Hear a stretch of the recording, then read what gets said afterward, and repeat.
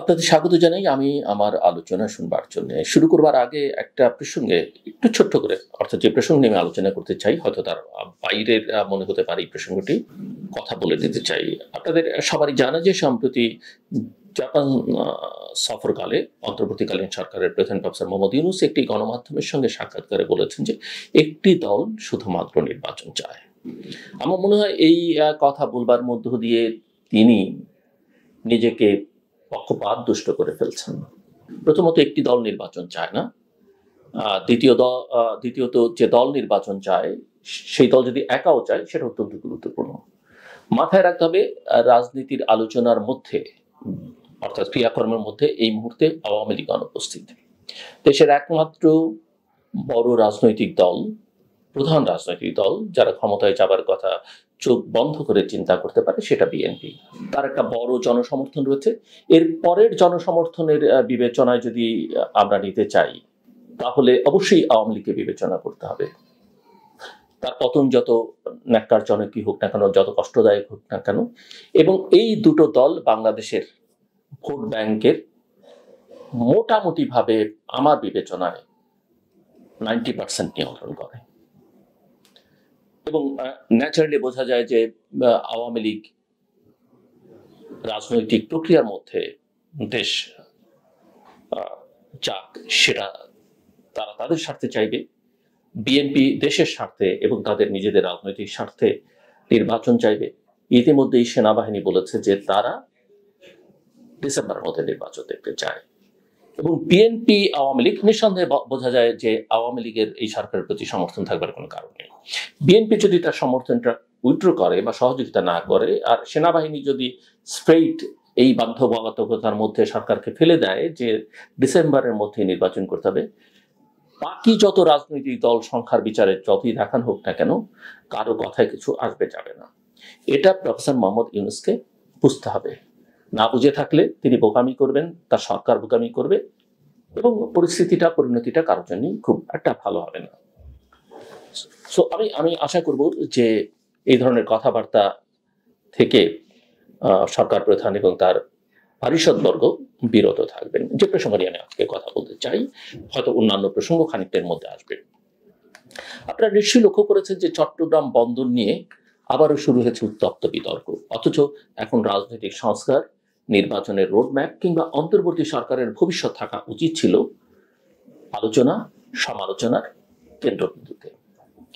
কিন্তু তার বদলে দেশের অর্থনীতির সবচেয়ে গুরুত্বপূর্ণ অবকাঠামো, নিউমরিং কন্টেইনার টার্মিনাল এনসিটি, সেটাকে বিদেশি কোম্পানির হাতে তুলে দেওয়ার সরকারি উদ্যোগ এখন জাতীয় বিতর্কে রূপ নিয়েছে।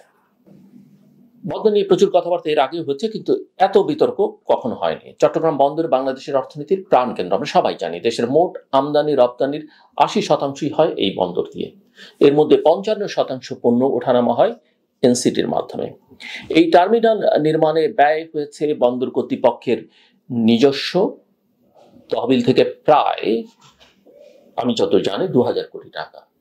আধুনিক যন্ত্রপাতি দিয়ে সজ্জিত এই টার্মিনাল বিগত 15 বছর ধরে কোটি কন্টেইনার হ্যান্ডেল করেছে।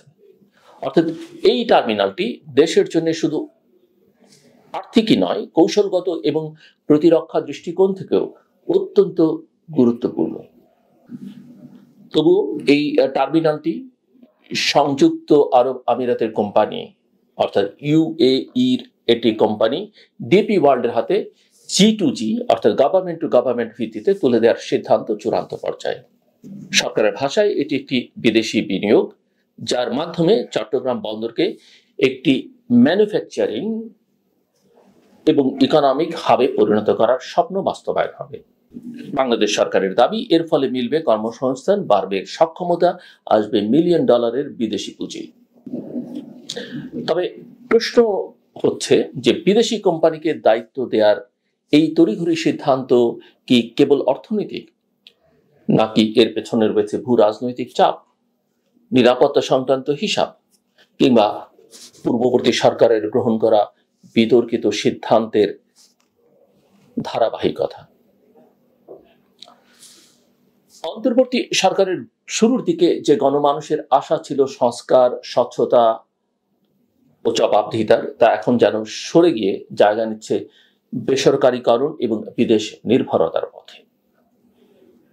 কোনো কোনো ক্ষেত্রে বেসরকারীকরণ খুব খারাপ নয়, কোনো কোনো ক্ষেত্রে বিদেশি সহযোগিতা খারাপ নয়, কিন্তু এর অর্থনৈতিক দিক, রাজনৈতিক দিক, ভূরাজনৈতিক দিক, এগুলো নিরাপত্তার দিক ভেবে দেখা দরকার সবসময়। চট্টগ্রাম বন্দর শুধু একটি বাণিজ্যিক গেটওয়ে নয়, এটি বাংলাদেশের কৌশলগত সার্বভৌমত্বের প্রতীক। এর পাশে রয়েছে নৌঘাঁটি। তাই এনসিটির মতো চলমান একটি কার্যকর টার্মিনাল পরিচালনার দায়িত্ব বিদেশিদের হাতে দেয়া হলে সেটি কি কেবল অর্থনৈতিক সিদ্ধান্তে সীমাবদ্ধ থাকবে? এখানে আরেকটা বাস্তবতা হচ্ছে যে এই টার্মিনাল ইতিমধ্যেই যথেষ্ট দক্ষতায় চলমান এবং আগামী 15 বছর কোনো বড় ধরনের বিনিয়োগ ছাড়াই এটি কার্যকর থাকবে বলে সংশ্লিষ্টদের দাবি। তাহলে বিদেশি বিনিয়োগের প্রয়োজন কি? এই প্রশ্ন তো তোলাই যায় এবং অযৌক্তিক নয় এই প্রশ্ন। বিশ্বের অন্যান্য দেশের উদাহরণ দেয়া হচ্ছে, যেমন ভিয়েতনাম, ভারত, শ্রীলঙ্কা বা পাকিস্তান। কিন্তু এই দেশগুলোর নিজ নিজ ভূগোল, অর্থনৈতিক কাঠামো এবং বন্দর সংখ্যা বাংলাদেশের সঙ্গে তুলনীয় নয়। তারা একাধিক সমুদ্র বন্দর ও কৌশলগত বিকল্প সুবিধা পায়, যেটা বাংলাদেশ কোনো অবস্থাতেই পায় না। বাংলাদেশের বেলায় চট্টগ্রাম বন্দরের বিকল্প নেই, সুতরাং কোনো ঝুঁকি গ্রহণের মানে দেশের প্রবেশদ্বারে পরোক্ষ নিয়ন্ত্রণের সম্ভাবনা তৈরি করা। এদিকে যখন এনসিটি বিতর্ক তুঙ্গে, তখন দেশের রাজনৈতিক আকাশে আরো একটি ছায়া ঘনীভূত, এবং যে ছায়াটি ঘনীভূত হচ্ছে সেটা হচ্ছে জুলাই আগস্টের গণ আন্দোলনের পর দায়ের হওয়া হাজারো মামলা, যার অনেকগুলি এখন প্রশ্নবিদ্ধ। একজন জীবিত মানুষকে মৃত দেখিয়ে হত্যা মামলায় ফাঁসানো হয়েছে, এমন অভিযোগ ইতোমধ্যেই জনমনে আতঙ্ক তৈরি করেছে, আতঙ্ক ছড়িয়েছে। শুধু রাজনৈতিক প্রতিপক্ষ নয়, সাংবাদিক, সাংস্কৃতিক কর্মী, এমনকি অভিনেত্রী পর্যন্ত এইসব মামলায় গ্রেপ্তার হয়ে পড়ছেন নানা রকমের ভোগান্তিতে।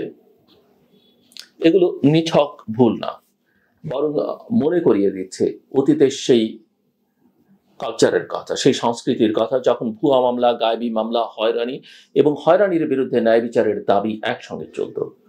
অথচ এই সংস্কারমুখী সরকারের উদ্দেশ্য তো ছিল একেবারে আলাদা: সুশাসন, ন্যায় বিচার এবং মিথ্যে মামলা বন্ধের প্রতিশ্রুতি। আর সেই প্রতিশ্রুতি ধোঁয়ায় মিলিয়ে যাচ্ছে বলে অনেকে আশঙ্কা করছেন। এছাড়া শেখ হাসিনার বিরুদ্ধে আন্তর্জাতিক অপরাধ ট্রাইব্যুনালে আনুষ্ঠানিক অভিযোগ দাখিল, গুম সংক্রান্ত নতুন তদন্ত এবং ক্ষমতাসীন সরকারের আওতায় এসব বিচার প্রক্রিয়ার গতি প্রকৃতি নিয়েও শুরু হয়েছে নানা রকমের আলোচনা। অনেকে বলছেন বিচার হওয়া উচিত, কিন্তু সেটি যেন হয় যথাযথ প্রক্রিয়ায় এবং আন্তর্জাতিক মানদণ্ড অনুযায়ী। বাংলাদেশের বিচারিক প্রক্রিয়া এই দাবি অনেক পুরনো। এর ফাঁকে রাজনৈতিক দলগুলোর মধ্যেও শুরু হয়েছে নতুন বিভাজন। বাংলাদেশ জাতীয়তাবাদী দল বিএনপি ডিসেম্বরের মধ্যে নির্বাচন চায়, জামায়াত চায় এপ্রিল পর্যন্ত, এনসিপি চায় সংস্কারের পরে ভোট। এই মতবিরোধ রোডম্যাপ ঘিরে অনিশ্চয়তা বাড়াচ্ছে, যার সুযোগ নিচ্ছে বিভ্রান্তি ছড়ানো শক্তিগুলো। এই প্রেক্ষাপটে চট্টগ্রাম বন্দরের ভবিষ্যৎ আর দেশের অভ্যন্তরীণ রাজনৈতিক ভারসাম্য যেন একে অপরের সঙ্গে গভীরভাবে জড়িয়ে গেছে। বন্দর যদি দেশীয় নিয়ন্ত্রণে থাকে, তাহলে একে কৌশলগতভাবে ব্যবহার করে দেশের শিল্প, কর্মসংস্থান এবং রপ্তানি বাড়ানো সম্ভব। অন্যদিকে এটি বিদেশিদের হাতে তুলে দিলে তাৎক্ষণিক কিছু আর্থিক স্বস্তি মিললেও দীর্ঘমেয়াদে তা হতে পারে চরম বিপজ্জনক। সর্বশেষ এই প্রশ্নটি আজ প্রতিটি দেশপ্রেমিক নাগরিকের সামনে দাঁড়িয়ে। গণ অভ্যুত্থানের মাধ্যমে যে পরিবর্তনের আশা সৃষ্টি হয়েছিল, তা কি নীতিগত স্থিতিশীলতা ও রাষ্ট্রীয় নিয়ন্ত্রণের দৃঢ়তার দিকে এগুচ্ছে, নাকি পুরনো অসচ্ছলতা আর দায়সারা সিদ্ধান্তের খপ্পরে পড়ে সেই আশাকে আমরা নিজেরাই হারিয়ে ফেলছি। চট্টগ্রাম বন্দর শুধু একটি স্থাপনা নয়, এটি আমাদের সার্বভৌম সক্ষমতার একটা প্রতিচ্ছবি।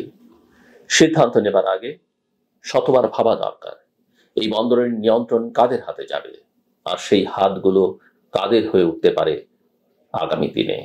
এই ভাবনাটা অত্যন্ত জরুরি। শেষ করবার আগে ওটা একটা প্রসঙ্গে বলি। ইদানিংকালে আমি কিছু কথা বলবার চেষ্টা করছি আমার নিজের অভিজ্ঞতা থেকে। আমি আগেই বলেছি, ধর্ম সংস্কৃতি অনেক কিছুই পরনিন্দা পছন্দ করে না। পরনিন্দার একটা কুফল আপনি লক্ষ্য করবেন নানাভাবে।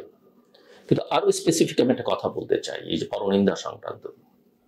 চেষ্টা করবেন কোনো ব্যক্তির সামনে তার পছন্দের মানুষ, তার ঘনিষ্ঠজন, আত্মীয় স্বজন, বন্ধু বান্ধবদের সম্পর্কে নিন্দা না করতে। যখন আপনি নিন্দা করছেন তখন হয়তো আপনি দেখতে পারেন যে যার সামনে বা যাকে বলছেন, যার সম্পর্কে বলছেন, তাদের দুজনের সম্পর্ক হয়তো খারাপ, একেবারেই ত্যক্ত বিরক্ত। কিন্তু এই সম্পর্কটা যদি রক্তের হয়, এই সম্পর্কটা যদি অন্য কোনো বাঁধনে বাধা থাকে বা ইমোশনাল সম্পর্ক হয়ে থাকে, সেটা কিন্তু সাময়িক। যে ত্যক্ততা বিরক্ত আপনি দেখছেন সেটা সাময়িক, প্রথমত। দ্বিতীয়ত হচ্ছে, আপনি যদি ধরেন এক্স কে ওয়াই এর বিরুদ্ধে বলছেন, দুজনের একটা সম্পর্ক আছে, এই মুহূর্তে খারাপ, কিন্তু এক্স এর ব্যক্তিত্ব এমন হতে পারে যে তিনি হয়তো ওয়াই সম্পর্কে বাজে কথা বলতে পারেন, আপনার কাছে শেয়ার করতে পারেন, কিন্তু আপনি যখন বলছেন তৃতীয় একজনে, তিনি সেটা পছন্দ নাও করতে পারেন, তার সেটা ভালো নাও লাগতে পারে। কাজে এই বিষয়ে সতর্ক থাকা খুব জরুরি। আমার কথা শুনবার জন্য অসংখ্য ধন্যবাদ। আপনাদের সবার জন্য শুভকামনা।